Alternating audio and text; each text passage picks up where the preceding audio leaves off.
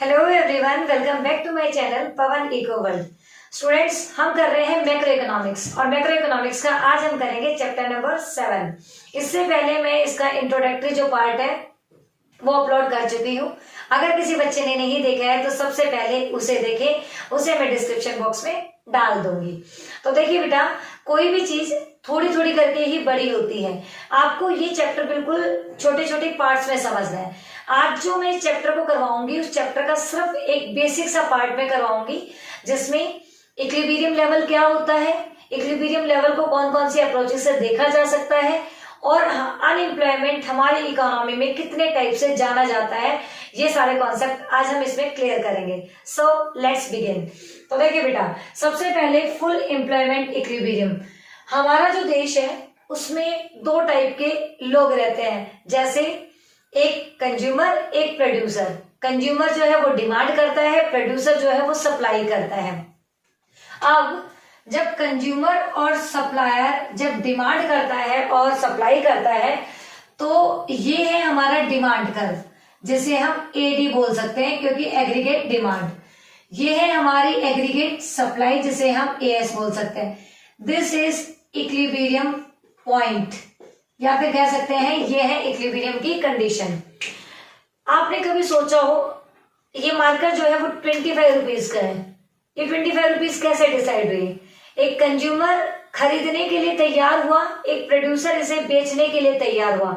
एक क्वांटिटी 25 रुपए में बिकने के लिए तैयार है, इसका मतलब इसमें दोनों का हाथ है। कंज्यूमर लेने के लिए तैयार है उस सामान को, प्रोड्यूसर उस कमोडिटी को सेल करने के लिए तैयार है। ऐसे मार्केट में इक्विलिब्रियम की कंडीशन आ जाती है। तो फुल एम्प्लॉयमेंट इक्विलिब्रियम क्या होता है, ये मैंने इक्विलिब्रियम पॉइंट आपको बताया है। फुल एम्प्लॉयमेंट इक्विलिब्रियम होता है बेटा जहां पर एग्रीगेट सप्लाई एग्रीगेट डिमांड के बराबर हो जाती है। मीन्स हमारी इकोनॉमी में, हमारे जो कंट्री है उसमें हम जो इक्विलिब्रियम लेवल है वो दो अप्रोचेस से देखते हैं। एक एएस और एडी का बराबर होना, दूसरा सेविंग और इन्वेस्टमेंट का बराबर होना, मतलब S equal to I approach. तो जब देश में इकोनॉमी में एएस इक्वल टू एडी हो जाए या एस इक्वल टू आई हो जाए, सेविंग बराबर हो जाए इन्वेस्टमेंट की, बट कंडीशन क्या है? Along with fuller utilisation of resources. Resources जो इकोनॉमी में है वो पूरी तरह से या बहुत ही बेटर तरीके से यूज होने चाहिए। इकोनॉमी में किसी भी तरीके की एक्सेस सप्लाई, एक्सेस डिमांड, मतलब कुछ भी तरीके से डिसइक्विलिब्रियम की कंडीशन नहीं होनी चाहिए। मींस ना तो ये वाली कंडीशन होनी चाहिए, ना ये वाली कंडीशन होनी चाहिए। होनी चाहिए तो कौन सी? AS equal to AD. Similarly S equal to I है तो ना तो एस ग्रेटर देन आई होना चाहिए, ना मतलब जो एस जो है वो लेस देन आई होना चाहिए। ये दोनों सिचुएशन है, ये डिसइक्विलिब्रियम की कंडीशन है, ये दोनों सिचुएशन है, ये डिसइक्विलिब्रियम की कंडीशन है। तो फुल एम्प्लॉयमेंट इक्विलिब्रियम इकोनॉमी में देखा जाता है जब एग्रीगेट सप्लाई एग्रीगेट डिमांड के बराबर हो जाए, along with the fuller utilisation of resources. Full employment का मतलब है रिसोर्सेज का पूरी तरीके से यूज हो जाना। ये हमारा पहला पॉइंट था। अब हमारे चलते हैं सेकंड पॉइंट की तरफ, अंडर एम्प्लॉयमेंट। नाम से ही पता चल रहा है कि अंडर एम्प्लॉयमेंट, रिसोर्सेज पूरी तरीके से यूज नहीं हुए हैं। इसका लेते हैं हम एक एग्जांपल और उसके थ्रू हम इसे समझते हैं। देखिए, अंडर एम्प्लॉयमेंट का मतलब होता है बेटा, फॉर एग्जाम्पल मैं यहाँ पे एक पोस्ट ग्रेजुएट इकोनॉमिक्स टीचर हूँ और अगर मुझे इकोनॉमी में एम्प्लॉयमेंट नहीं मिलता है और मैं एनटीटी टीचर बना दी जाती हूँ, मीन्स पीआरटी जो किड्स के टीचर होते हैं वो बना दी जाती हूँ, या पीआरटी में जो छोटे बच्चों के 2nd to 5th होते हैं उसकी टीचर मुझे बना दिया जाता है, तो क्या मैं पूरी तरीके से यूटिलाइज करी जा रही हूँ? क्या मेरी नॉलेज, एक्सपीरियंस, मेरी क्वालिफिकेशन, इसका पूरा यूज हो रहा है? बिल्कुल नहीं। बिकॉज जो मैंने क्वालिफिकेशन, जो डिग्री मैंने ली है वो मैंने ली है पोस्ट ग्रेजुएट टीचर इकोनॉमिक्स के लिए। और अगर मेरे पास पीजी की डिग्री है, बीएड की डिग्री है और फिर अगर मैं एनटीटी को पढ़ा रही हूँ, दैट मीन्स मैं अंडर एम्प्लॉयड हूँ, मेरे रिसोर्सेज पूरे तरीके से यूटिलाइज नहीं हुए हैं। इसे हम बोलते हैं under employment. AS equal to AD तो रहेगा, बिल्कुल सही बात है, एस इक्वल टू आई भी रहेगा, but without fuller utilisation of resources. मैं काम में तो लगी हुई थी बट उतना काम नहीं कर पा रही थी जितना मेरी कैपेबिलिटीज है, जितनी मेरी कैपेसिटी है उतना काम नहीं कर रही थी। तो आपको याद रखना है फुल एम्प्लॉयमेंट और अंडर एम्प्लॉयमेंट, इनमें एक छोटा सा डिफरेंस है। S equal to AD, S equal to I, दोनों अप्रोच में इक्विलिब्रियम होगा, बट फुल एम्प्लॉयमेंट का मतलब है रिसोर्सेज का फुल यूटिलाइजेशन, उसके अंदर रिसोर्सेज का फुल यूटिलाइजेशन नहीं होगा।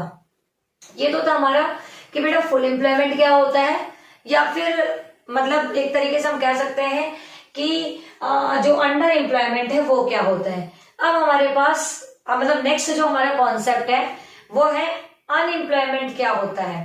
अनएम्प्लॉयमेंट का मतलब है एक तरीके से बेरोजगारी, जो लोग काम करना चाहते हैं, जो लोग काम नहीं करना चाहते हैं, किन लोगों को थोड़ा काम नहीं मिला हुआ, किन लोगों को ज्यादा, बेसिकली पूरी तरीके से जिस इंसान को काम नहीं मिला हुआ है वो एक तरीके से अनएम्प्लॉयड होता है। मीन जिसको बिल्कुल काम नहीं मिला है वो अनएम्प्लॉयड है, जिसको थोड़ा काम मिला हुआ है अंडर एम्प्लॉयड है। इस तरीके से बहुत सारे एम्प्लॉयमेंट होते हैं, तो डिफरेंट डिफरेंट टाइप्स के अनएम्प्लॉयमेंट जो होते हैं उनके टाइप्स को भी हम करेंगे। तो सबसे पहले है बेटा वॉलेंट्री अनएम्प्लॉयमेंट। वॉलेंट्री का मतलब क्या होता है? वॉलेंट्री का मतलब होता है अपनी मर्जी से। अब देखो, अगर मैं काम करना चाहती हूँ या नहीं चाहती हूँ तो मेरी मर्जी पे डिपेंड करेगा। तो वॉलेंट्री अनएम्प्लॉयमेंट होता है अपनी मर्जी से अनएम्प्लॉयड रहना। इसका एग्जांपल आजकल के जितने भी यंग जनरेशन है जिनके पेरेंट्स के पास बहुत सारे पैसे हैं, वो क्या चाहते हैं कि हम तो काम करेंगे नहीं, हमारे तो पापा के पास बहुत सारे पैसे हैं, तो इनको हम बोलते हैं वॉलेंट्री अनएम्प्लॉयमेंट। ये लोग अपनी मर्जी से, इनको काम मिल रहा है इकोनॉमी में, बट फिर भी ये निठल्ले वेले रहना चाहते हैं। ऐसे लोगों को हम क्या बोलते हैं? ये है मतलब एक तरीके से वॉलेंट्री अनएम्प्लॉयड इंसान। मतलब काम होते हुए भी जो कि चारपाई को तोड़ना चाहता है, अपने पापा के, अपने मम्मी के पैसों पे राज करना चाहता है, उसे बोलते हैं वॉलेंट्री अनएम्प्लॉयमेंट। अब क्या होता है दूसरा, इनवॉलेंट्री। ये इसका बिल्कुल अपोजिट है। मीन्स लोग काम करना चाहते हैं, मार्केट में प्रिवलिंग प्राइसेस पे काम करना चाहते हैं, मार्केट में जो भी प्राइसेस चल रहे हैं वो उस पे काम करने के लिए रेडी है, बट उनको काम नहीं मिल रहा है। That employment is known as involuntary unemployment. इनके पापा के पास, इनके मम्मी के पास पैसा नहीं है, इसलिए बेचारे लोग काम करना चाहते हैं, बट फिर भी जो इकोनॉमी है वो इन्हें काम देने में कैपेबल नहीं है। ऐसे लोगों को बोला जाता है इनवॉलेंट्री अनएम्प्लॉयमेंट। दोनों को मिला दिया जाए, दोनों को समझा जाए एक कंक्लूजन के रूप में, तो वॉलेंट्री अपनी मर्जी से जो बेरोजगार रहना चाहता है, इनवॉलेंट्री जो कि अपनी बिना मर्जी से मतलब अनएम्प्लॉयमेंट में है, काम तो चाहता है बट काम नहीं है। उसके बाद आ जाता है बेटा फुल एम्प्लॉयमेंट। फुल एम्प्लॉयमेंट का मतलब होता है इकोनॉमी में सभी लोगों के पास काम होना। अब यहां से एक क्वेश्चन जो है वो अराइज हो जाता है, क्या फुल एम्प्लॉयमेंट का मतलब जीरो अनएम्प्लॉयमेंट है? बिल्कुल नहीं। फुल एम्प्लॉयमेंट का मतलब जीरो अनएम्प्लॉयमेंट कभी नहीं होता। कहीं ना कहीं इकोनॉमी में नेचुरल रेट ऑफ अनएम्प्लॉयमेंट, जैसे कि disguise unemployment, frictional unemployment, structure unemployment economy में देखने को मिलेगा। बट ये सिचुएशन ऐसी होती है जहां पर एएस इक्वल टू एडी तो हो जाएगा, बट हम ये नहीं कह सकते कहीं पे भी कोई भी पर्टिकुलर इंसान अनएम्प्लॉयड नहीं है। फॉर एग्जाम्पल मैं बात करूं डिसगाइज अनएम्प्लॉयमेंट की। Disguise unemployment is also known as hidden unemployment. Basically agriculture में पाया जाता है, जहां पे 10 लोगों की जरूरत होती है वहां पे मैक्सिमम 50 लोग लगे हुए, तो 40 अनएम्प्लॉयड है। This is called disguise unemployment. तो ये भी एक तरीके का अनएम्प्लॉयमेंट है। दिखने वाले को तो लग रहा है भाई काम में लगा हुआ है, जैसे कि आजकल के बच्चे पेरेंट्स को बेवकूफ बनाते हैं, फोन में लगे हुए होते हैं, मम्मा असाइनमेंट कर रहे हैं, पापा मेरा कोई काम आया मैं वो देख रहा हूँ। दिस इज कॉल्ड कि हम लगे हुए हैं होमवर्क करने में, but result equals to zero. Same यहाँ पे होता है, टर्नओवर क्या होता है उतनी ही आनी होती है, चाहे उसमें 10 मजदूर लगे या 50, तो जो 40 है वो एक्स्ट्रा है, डिसगाइज अनएम्प्लॉयमेंट। उसी तरीके से नेक्स्ट क्वेश्चन, नेचुरल अनएम्प्लॉयमेंट वो अनएम्प्लॉयमेंट होता है जो इकोनॉमी में कहीं ना कहीं प्रिवलिंग होगा, कहीं ना कहीं दिखाई देगा, जिसके अंदर मतलब natural unemployment is divided into 2 parts, frictional और स्ट्रक्चर।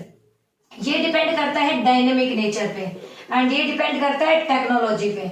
मीन्स ये जो स्ट्रक्चर अनएम्प्लॉयमेंट है ये अराइज होता है टेक्नोलॉजी के चेंज होने की वजह से। बहुत समय तक जो इंडस्ट्रीज फैक्ट्रीज बंद हो जाती, उनमें जितने भी वर्कर्स काम में लगे उनके पास अब कोई काम नहीं है, तो ऐसा unemployment structure unemployment. Frictional, for example कोई भी इंसान जब जॉब में लगा हुआ होता है और उसको जॉब से हटा दिया जाता है, तो आज जॉब से हटाया तो आज थोड़ी काम उसे मिल जाएगा, नेक्स्ट डे उसे ढूंढने में टाइम लगेगा, मे भी हो सकता है 2 दिन लगे, 4 दिन लगे, महीना भी लग सकता है, 6 महीने भी लग सकता है। तो वो जो टाइम पीरियड होता है that is known the frictional unemployment.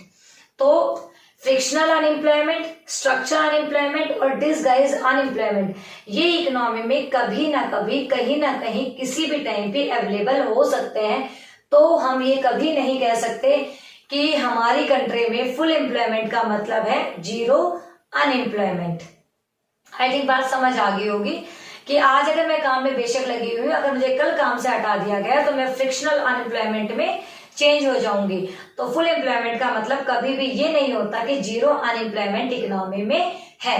ये हमारा कॉन्सेप्ट था किसका, फुल एम्प्लॉयमेंट और अंडर एम्प्लॉयमेंट और टाइप्स ऑफ अनएम्प्लॉयमेंट।